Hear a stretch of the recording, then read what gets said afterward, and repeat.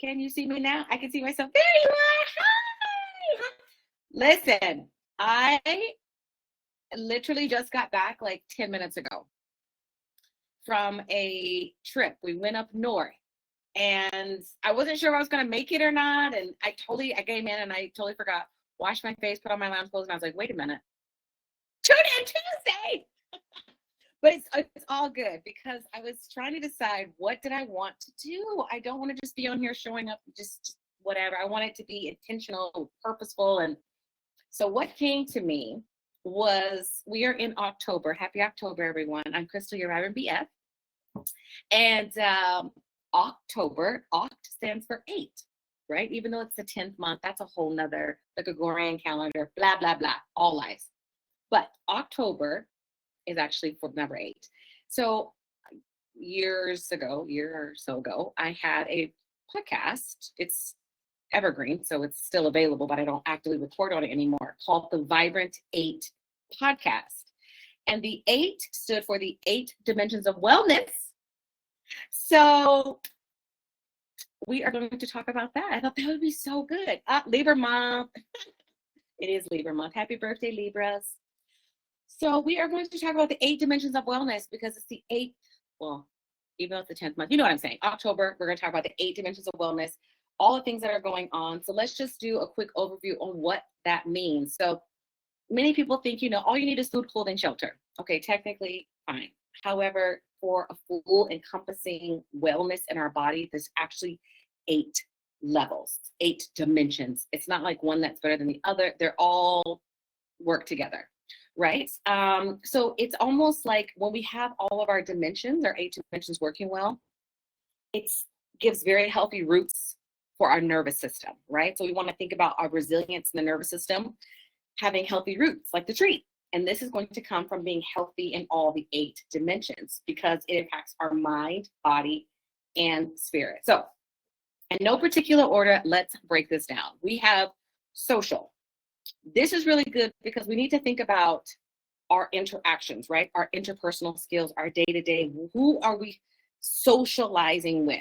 Coworkers, neighbors, teachers, schools, enemies, frenemies, whoever, partners, whatever. Social is one dimension.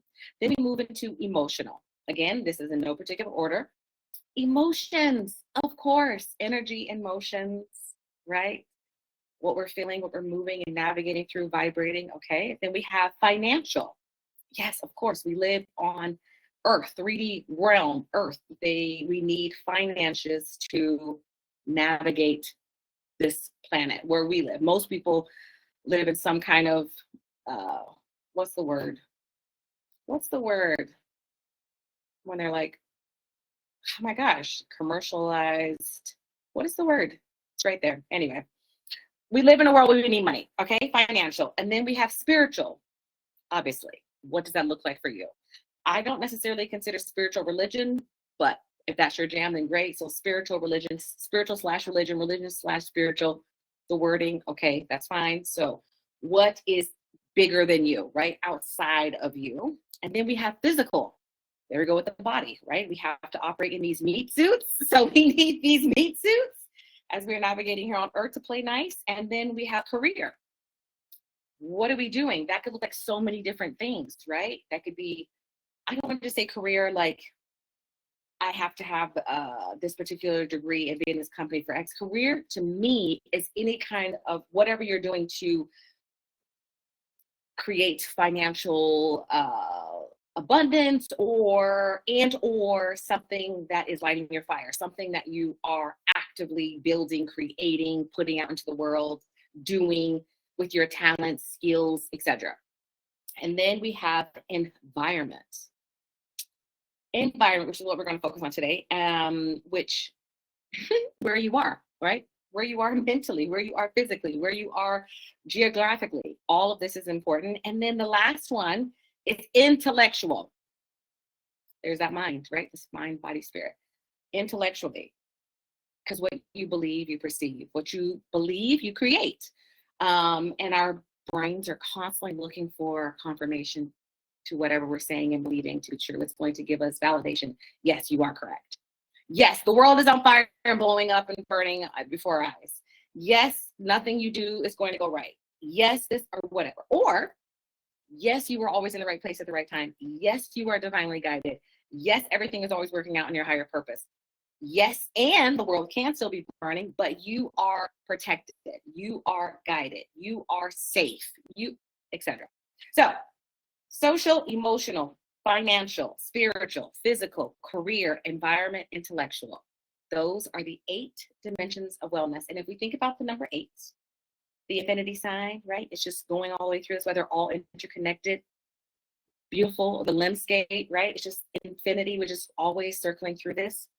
So today I want to talk about environment because like I said, I just got back from a trip. And I think it's very important to switch up your environment. I know that you two, Teresa and Carlos, were just off gallivanting around over the pond. How lovely. And I'm sure it was a nice reprieve. But even, I don't want to say just about escapism, right? Though sometimes I think that's it as well. But sometimes it's just good to break up the monotony. It's good to change the scenery. We're going to talk about the environment, not just geographically, but like your surroundings and what you are putting yourself in and what you're surrounding yourself with. Now, sometimes it's past us, right? So say if somebody's younger and maybe they're in school, they can't necessarily not go to school, right?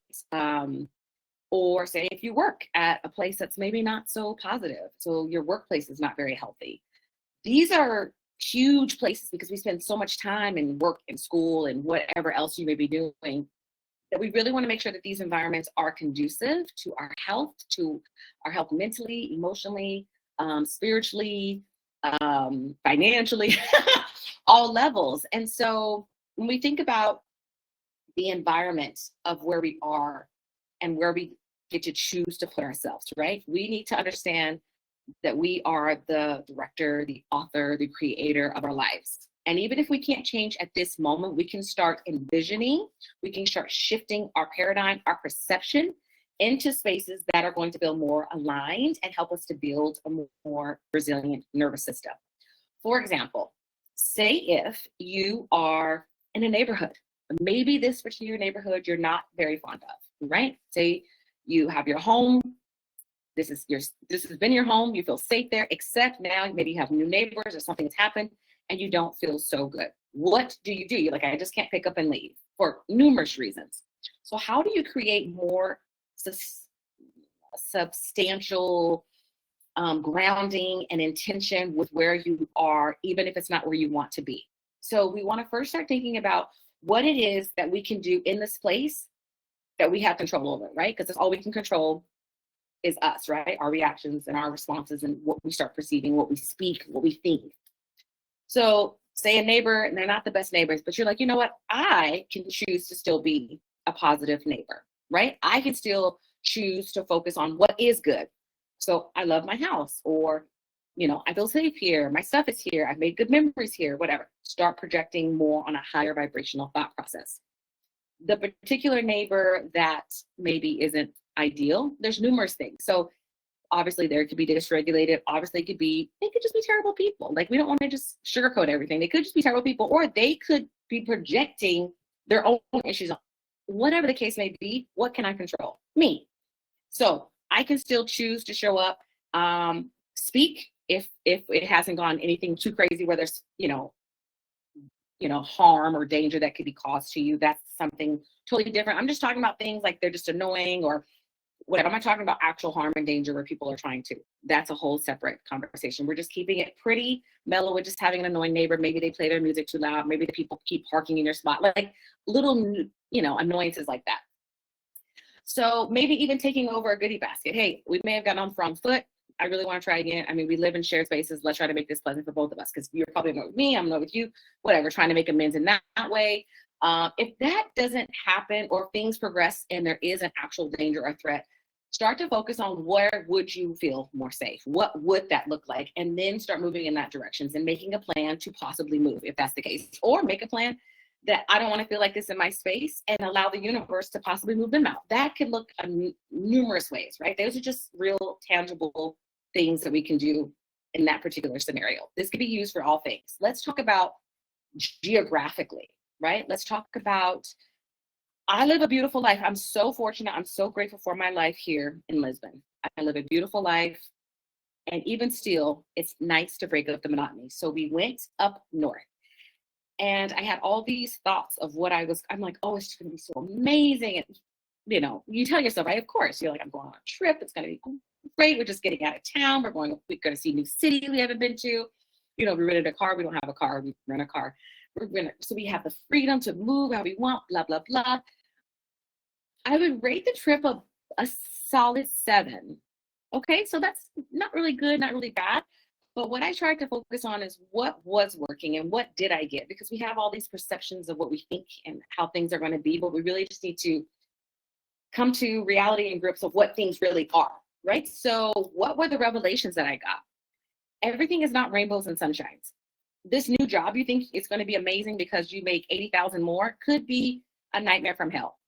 Or, this amazing apartment could be terrible. Or that if we think sometimes if we switch certain things, it's going to be all great. Not necessarily. So we really have to be rooted like a tree into what it is we are believing, wanting, holding that space for. So what came through was different downloads, certain things that I probably wouldn't have gotten being in this space. And this is why it's really important to switch up your environment. Even if you don't have to go up north 3 hours or whatever that looks like for you. Like Teresa, I know that you were in California not too long ago, and you and your girls and just got to be out in nature. Like, I'm sure that kind of gave you this refreshing, this reboost. We get so caught up in just the day-to-day activities of life that we must create a space, a caveat to pause and reflect on where we are, what we're doing, where we're going. And it's going to help us to get better aligned with what it is next, right? Because whatever. So this is just something really small. And I thought the world is literally on fire, right? Like, I can hold 2 truths. It's beautiful and amazing and terrible and awful all at the same time. So what can I focus on? Let's talk about the 8 dimensions of wellness, how we can actually apply this to our life. Let's take tangible things. Right now, people who are in the US, most people in the US, most, not all, are like, I got to get out of here, right? That's pretty easy. I don't live in the US. It's a little different for me, but I get it. Then you have some people who are like, absolutely, I'm not going anywhere. I'm fighting. I'm staying. Okay, great. Whatever it is, you have to be rooted in your nervous system and safe in your body and have dimension, your wellness, all the dimensions, healthy, growing, being intentional about it. So with environment, if you're not leaving out of the US right now, you're not changing job, houses, or anything, substantial, what can you do? Create a date for yourself. Is it once a week? Is it once a month? Is it once a quarter? Whatever. And I'm like, I'm going to drive an hour east and I'm going to go to wherever. I'm going to visit a friend here. I'm going to, here's something so small. This is a micro shift. I love a micro shift. Sit somewhere else in your house. I know it may sound so silly, but we're creatures of habit. Humans are creatures of habit. And there's a spot on the sofa we like, and there's a spot in the dining room we like, and there's a spot switch it up. Read a book on your balcony at this time, or in your bathroom, or in the guest room, whatever. Switch it up. Change the scenery, micro shifts in your own house. You're not going anywhere. So today's big takeaway, we're going to round it up, is environment. We talked about environment today. What can you do to create a shift in your environment, to create more clarity, more coherence, more alignment, to help strengthen your nervous system? Okay. I want you to really reflect on that. I'm going to go over the 8 again. Social. Who are you hanging around with and all that? We're going to go break them down. Emotional, financial, spiritual, physical, career, environment, and intellect. And I will put this in the notes as well. That way you can really reflect on, how can I best serve my nervous system in this particular dimension? How can I best serve what do I have control over? Right? Because we have more control than we think. And we are powerful beings. We are alchemists. And when we are saying these things, writing these things, believing these things, it has no choice, it being our environments, our worlds, our reality, to shape in that sense. It's a universal law. It's a principle. It's just what it is. Our brain is always going to give us confirmation on what it is we are believing, thinking, speaking. Everything has a vibration. So if we're constantly saying, there is a lot going on, right? The world is, and this is very dangerous, and this is very sad, and this is very wrong, and this is very unjust, and it's all that. And I'm so grateful to be alive. I'm so grateful to have coherence in my body. I'm so grateful I am safe. I'm so happy that I'm able to create more safety, not just within my body, but within my community. So, and then our brain is going to start searching out, where can we create more safety? We are safe. Where's our community? It's going to start searching and giving us confirmation for that. So today we are talking about environments. We are dealing with the 8 dimensions of wellness. I'm super excited. I'll probably do a few more. I'll do a couple each week, but like I said, I just got in, so I'm a little discombobulated, but we'll probably cover the rest, and we'll try to cover all of these. We'll do a few over the next few weeks for the month of October to knock out the 8 dimensions of wellness. I'm so happy that you were here. I really want you to focus on, in your environment, what you can do to shake it up a little bit, break up the monotony, get a new perspective, literally just looking out the window, look out a different window. And yeah, I'll see you next week. Thanks for joining.